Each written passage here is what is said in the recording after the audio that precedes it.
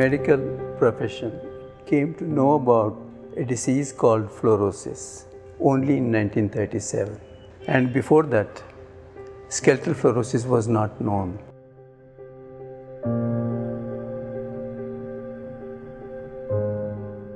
When excessive amount of fluoride is there in the bones become thick, rough, and they also develop what we call osteophytes, growths. They press upon the spinal cord and produce paralysis.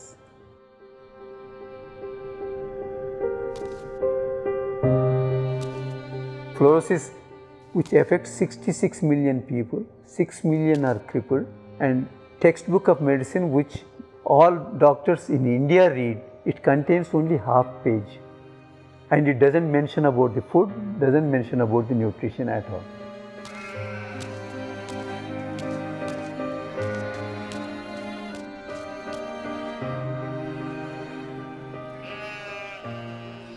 In 1974, in Hyderabad, Usmania Medical College, we organized a national and international conference on fluorosis. At that time, we said there are only two pockets. One is in the north, comprising of Punjab, adjacent Haryana, and then Rajasthan. And there is a south, you have got only in Andhra Pradesh and Karnataka, adjacent Tamil Nadu. They said only 25 to 30 million people are affected, and 500,000 are crippled. And 2009, Government of India says that 275 districts, 20 states are affected by fluorosis. 66 million people are at risk of developing skeletal fluorosis, and 6 million are crippled. So we knew about the disease, but what did we do? Nothing. And predominantly it is a rural problem. It got neglected.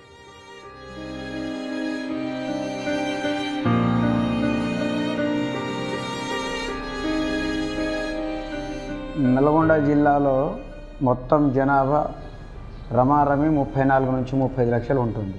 మొత్తం మండలాల సంఖ్య వచ్చేసి at present 59 మండలాలు. అందులో 17 మండలాలు fluoride water తీవ్రత ఎక్కువగా ఉన్న మండలాలుగా గుర్తించినాం. నల్గొండ డిస్టిక్లో వర్షపాతం చాలా తక్కువ, రెయిన్ఫాల్ తక్కువగా ఉండటం మూలంగా ఈ నీటి చాలా లోతులోకి వెళ్ళిపోవడం జరిగింది.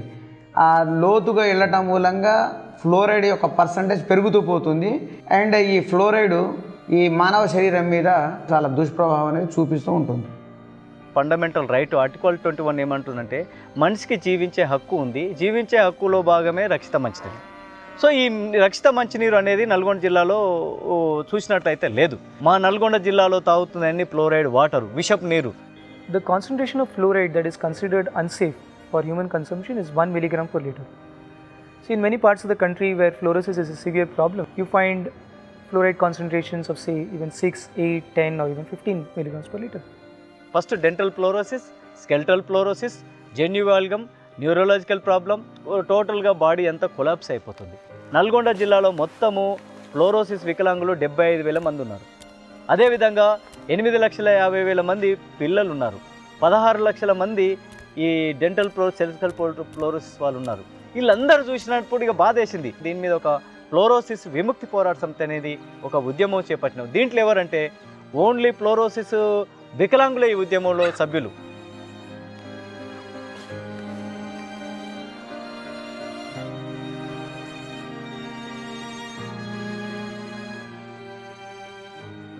పుట్టుకతోనంటే ఇట్లా లేదు. నాకు 5 years తర్వాత ఇట్లా అయ్యింది. నాకు 6th క్లాస్ వరకు మంచిగా నడుచుకుంటూ వెళ్ళిన. 6th క్లాస్ నుంచి కరసాయంతో 10th వరకు ఏదో విధంగా పొట్టి చేసిన సార్. అక్కడికి సమస్యను బహిర్గతం చేయడానికి ఫ్లోరోసిస్ విక్టిమ్స్ తిరుపతమ్మను కూడా ఎన్నికలలో పోటీ చేపించాం.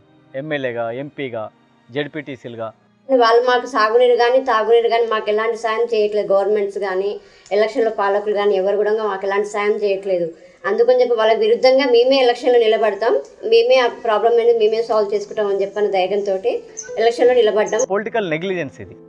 అందుగురించే ఇది మనకు శాపంగా మారింది అనేది కూడా నల్గొండ జిల్లా ప్రజలలో ఉంది. కోర్టే ఇక మనకు దిక్కు. హైకోర్టు తోటి సుప్రీంకోర్టు ద్వారా మనం సాధించుకున్నాయి.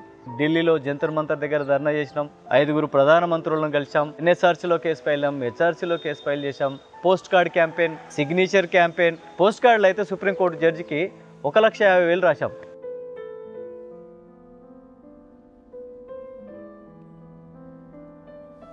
నాగార్జున సాగర్ నుంచి 125 కిలోమీటర్లు మరి నీళ్లు తీసుకుపోయి 3 పైప్ లైన్ ద్వారా ఫస్ట్ ఎవరికి ఇస్తున్నారంటే హైదరాబాద్లో ఉన్న సంపన్నుల కాలనీల చెట్లకు వాళ్ళు దొడ్లో పోసుకోవడానికి నీళ్ళు ఇస్తున్నారు. నాగార్జున సాగరు నల్గొండ జిల్లాలో ఉంది. ఆసియా ఖండంలోనే బిగ్ ప్రాజెక్టు మాకు నల్గొండ జిల్లాకు ఉంది. మరి ఎందుకు మా నీళ్ళను మాకు ఇవ్వకుండా మీరు హైదరాబాద్ ఎట్లా తీసుకుపోతారని ప్రశ్నించడం జరిగింది. హైదరాబాద్ పైప్ లైన్ మేము బ్లాస్టింగ్ చేస్తాం, మాకు నీళ్ళు ఇవ్వకుండా మీరు నీళ్లు తాగలేరు అని చెప్పేసి మేము చెప్పడం జరిగింది. రాతపూర్వకంగా 1,000 మంది పోలీసు వాళ్ళు వచ్చారు, 15,000 మంది పబ్లిక్ వచ్చారు. పెద్ద ప్రొటెస్ట్ చేస్తే గవర్నమెంట్ దెబ్బకు అనౌన్స్ చేసింది. నల్గొండ జిల్లాకు నీళ్ళు ఇచ్చినాకనే మేము తీసుకుపోతామని అప్పుడు ముఖ్యమంత్రి గారు టీవీలో ప్రెస్ మీట్ పెట్టి చెప్పడంతో మాకు ఒక ఆయుధం దొరికింది, చట్టబద్ధత. ఇప్పుడు మనకు జీవో వచ్చిన తర్వాత మనం కోర్టుకు వెళ్ళడానికి ఉంటుంది, ప్రశ్నించడానికి ఉంటుంది. అది మేము సాధించినాం.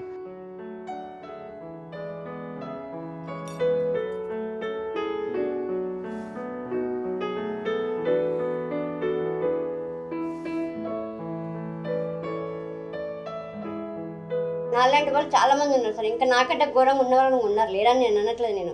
కానీ మా అలాంటి పరిస్థితి ఏంటిది?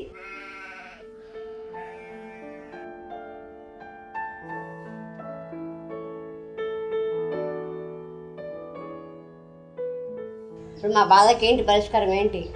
మా అలాంటి వాళ్ళు ఇంకొకరు పుట్టొద్దు, మా అలా ఇంకొకరి జీవితం అనుభవించొద్దు. Our aim should be prevent this disease, because once even teeth become disfigured, you can't undo that. Once the skeleton becomes deformed, you can't undo that. So you have to prevent that. The Fluoride Knowledge and Action Network is a movement that brings together institutions, people, activists and organizations together on one common platform to address the serious issue that affects our country today. The root problems of the fluorosis issue are two. One is that of water and the other is that of nutrition. 46% of the rural population in 29 states of India is bad and they are malnourished. 10 to 12-year-old boys and girls in all the states, their intake of calcium should have been 800 to 1000 milligrams per day, and it was hardly 200, 300 milligrams and so on. Water, nutrition and health are together important for fluorosis mitigation. The District Fluoride Monitoring Center DFMC of Nalgonda brings together 25 departments of the district to work with the communities and with the district administration to address the fluorosis mitigation problem in a holistic way. 2000 సంవత్సరంలో భారతదేశ ప్రభుత్వము millennium goals development human right to water అక్కడ ఒక ఐక్యరాజ్య సమితిలో సంతకం పెట్టొచ్చింది. 2015 వరకు safe drink water మొత్తం భారతదేశానికి ఇస్తామని మన భారతదేశ ప్రభుత్వం సంతకం పెట్టొచ్చింది. మరి ఏది 2015 అయిపోయింది, ఇప్పటిదాకా ఇయలే. The response from the government is in terms of treatment plants. It's to set up a treatment technology in a rural area and have an operation of say 2 to 3 years. During this period the plant works, but the entire issue comes as to what happens after this 2 to 3 maintenance period. Earlier it was these plants called Nalgonda plants back in the 70s and 80s, and now you have the reverse osmosis RO plants, 20 to 30,000 such plants across the country, right from Punjab to Tamil Nadu. So RO water is not a permanent solution for the fluoritic area. In the WHO monograph, or WHO has published one book on water qualities and what are the standards of drinking water. There is a chapter 12. It is mentioned RO water is dangerous. It is a acidic water and there are lot of problem with the RO water. It is a temporary solution to the fluoritic area till they get the surface water. 2004 onwards, Udaya Samudram, which is the biggest MI tank in the Nalgonda district, 59 mld million liters per day. We are treating the water. For drinking purpose, we are supplying the water. Totally 1528 habitations out of 3,340 habitations in Nalgonda, we are giving the treated water to the public. ఈ water యొక్క analysis చేయనికే జిల్లాలో 9 water నాణ్యత ల్యాబొరేటరీలు we have established actually. ఒక్కొక్క మంత్లో 300 samples collect చేసి వాళ్ళు చెక్ చేస్తారు. If any sample come contamination just మేము క్లోజ్ చేసేస్తాం ఆ బోర్ కానీ ఏదైనా. మరి ఇప్పుడు వస్తున్న 1150 గ్రామాల నుంచి మనం పరిశీలించినట్లయితే ఈ నీళ్లు తాగుతున్న 2005 నుంచి 2016 వరకు ఈ చిన్నపిల్లల ఎఫెక్ట్ లేదు. ఎందుకంటే ఈ 5-6 సంవత్సరాలలో మనం చూస్తే 10 సంవత్సరాల లోపల డెంటల్ ఫ్లోరోసిస్ లేరు. అంటే ఆ వాటరు వల్ల కొంత చేంజెస్ వచ్చింది. మరి అది తాత్కాలికమే. శాశ్వతంగా మనం ఏమంటున్నాం అంటే ఇరిగేషన్ వాటర్ కూడా అవసరం. మొత్తం స్టేట్లో హయ్యెస్ట్ బోర్వెల్స్ ఏదైనా డిస్టిక్ ఉందంటే నల్గొండ ఇస్ ద డిస్టిక్. ప్రభుత్వముకు దరఖాస్తు పెట్టుకొని బోరు వేసుకున్నాయి 5,25,000 బోర్లు ఉన్నాయి. అనధికారికంగా ఎన్ని ఉన్నాయో తెలియదు. ఈ నల్గొండ జిల్లాలో ఎక్కువ వ్యవసాయ రంగము భూగర్భ జలాల మీదనే ఆధారపడి ఉంది. దాన్ని అధిగమిస్తే ఖచ్చితంగా ఫ్లోరైడ్ సమస్యను మనము జయించవచ్చు. Absolutely. And bore wells, deeper you go, fluoride content goes up. And best example is my village. My village, olden days, we only drank tank water or shallow wells water. There was no fluorosis in my village till today. But in the next 10 years, my village, there are going to be fluorosis because now the villagers are drinking water from a deep bore well which is 900 feet deep and fluoride content is 1.3. 35% ఉన్న అడవి ఈరోజు 5% పడిపోయింది. ఇది కూడా ఒక పెద్ద కారణం అవుతుంది. ఎందుకంటే ఒక 5-10 సంవత్సరాల చెట్టు 500 లీటర్లను భూమిలోకి పంపిస్తుంది.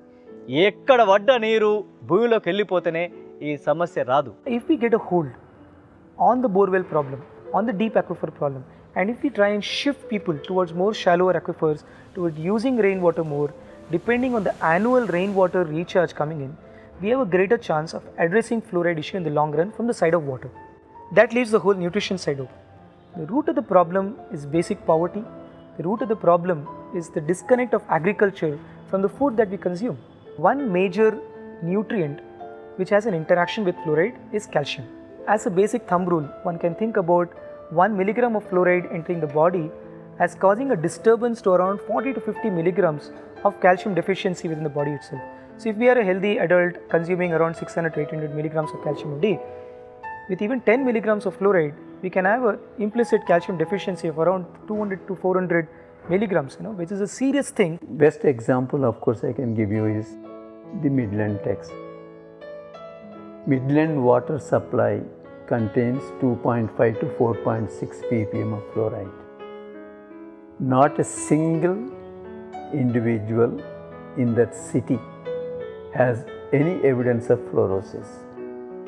Because even though they are getting excessive amount of fluoride from water, they are not getting excessive amount of fluoride from food because nothing grows in that part of Texas, which is a desert. So all their eating material comes from the north, which doesn't have an excessive amount of fluoride at all. And third, their nutrition is good. If nutrition is good, even if you drink 1, 2, 3 ppm of fluoride, you don't develop skeletal fluorosis. ఈ 17 మండలాల్లో తెలంగాణ ప్రభుత్వము ఏదైతే fluorosis బారిన పడి ఉన్నారో వాళ్ళను గుర్తించి వాళ్లకు మొట్టమొదటగా న్యూట్రిషన్ ఫుడ్ అవైలబుల్ చేయాలి. ఈ గ్రామాల్లో మెడికల్ క్యాంపులు నిర్వహించడం అనేది జరుగుతుంది. ఆ మెడికల్ క్యాంప్ ఉద్దేశం ఏంటంటే ఈ ఫ్లోరోసిస్ బారిన పడ్డ పిల్లలు కానీ వృద్ధులు కానీ ఎవరైనా ఉండని వాళ్ళను గుర్తించి వాళ్ళకు ఆ ఫ్లోరోసిస్కు కావాల్సిన మెడిసిన్స్ ఇవ్వటం. Next awareness camps in villages, how to face the fluorosis problem, what is the remedy for the fluorosis. The solution to mitigate the fluorosis issue in the long run is to bring back the ecological imbalances that have affected it. The water table has to come up so that water is free from fluoride. People in rural areas have to get connected back with their agriculture and with their nutrition, realizing that the food that they grow with the water that they are consuming is also the nutrition that is going into their body. When they start doing that, then we make the beginning towards having more sustainable and long-term solution to fluorosis.